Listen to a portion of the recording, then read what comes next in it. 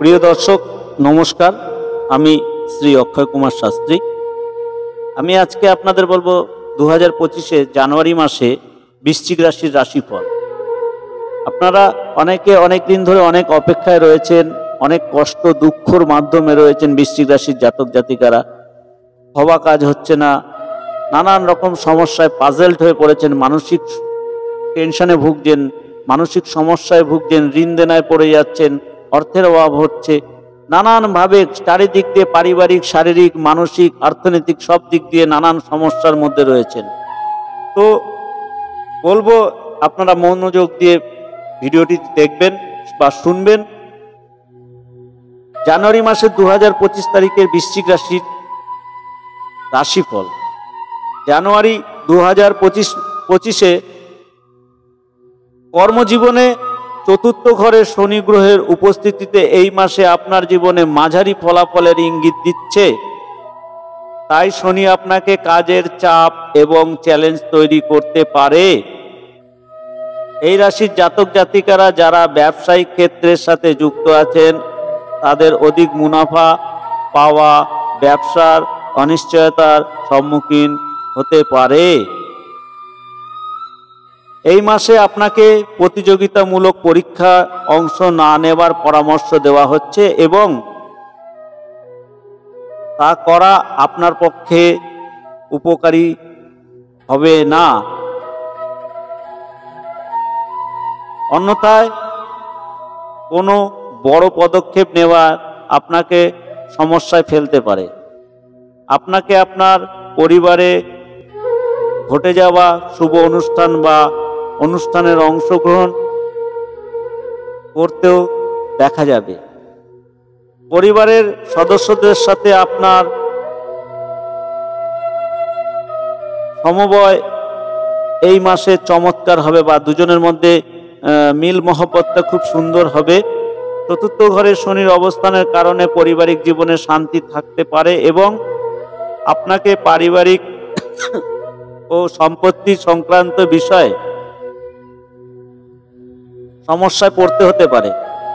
শুক্র হলো প্রেম এবং বিবাহিত জীবনের সাথে সম্পর্কিত গ্রহ এবং সপ্তম ঘরের অধিপতি হওয়ায় এটি 24 জানুয়ারি 2025 থেকে আপনার পঞ্চম ঘরে একটি শক্তিশালী অবস্থানে আসবে, যার কারণে আপনি আপনার সঙ্গিনীর সাথে প্রেম এবং আকর্ষণ বৃদ্ধির অনুভব করবেন। এছাড়াও জানুয়ারি মাসের শেষ থেকে আপনি আপনার প্রেম ও বিবাহিত জীবনে সাফল্য দেখতে পাবেন।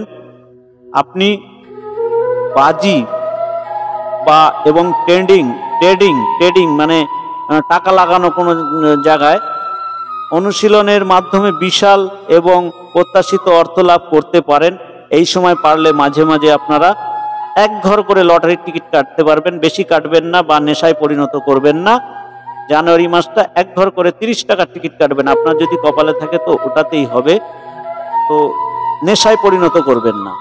আপনার জন্য একাদশ ঘরে কেতুর উপস্থিতিতে আপনাকে এই মাসে অপ্রত্যাশিত অর্থ উপার্জনের সহায়তা করবে। মানে আপনি যা ভাবতেই পারবেন না যে আপনার জীবনে এত টাকা আসতে পারে।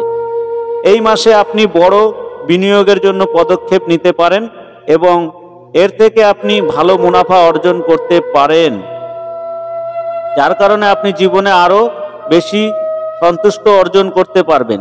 চতুর্থ ঘরে শনি এবং দ্বাদশ ঘরে কেতুর উপস্থিতিতে আপনার বিশ্রাম কমিয়ে দেবে এবং আপনাকে ঘুমের অভাব বা হজম সংক্রান্ত সমস্যায় ভুগতে হতে পারে। আপনি আপনার পায়ের ব্যথা এবং বা কোমরের ব্যথা কঠোরতার সম্মুখীন হতে পারেন, কঠোরতরভাবে সম্মুখীন হতে পারবেন। মানে আপনার কোমরে ব্যথা বা পায়ে ব্যথা হতেই পারে এই সময়, সেটা মানে প্রচুর পরিমাণে হতে পারে। পঞ্চম ঘরে রাহুর উপস্থিতির কারণে আপনি আপনার সন্তানদের স্বাস্থ্য নিয়ে চিন্তা হতে পারে। বর্তমান এখন আপনাদের শুরু হয়ে গেছে জানুয়ারি মাস পড়ার আগেই, এই ডিসেম্বরেই আপনি সন্তানকে নিয়ে চিন্তিত, সন্তানের শরীর বা স্বাস্থ্য নিয়ে।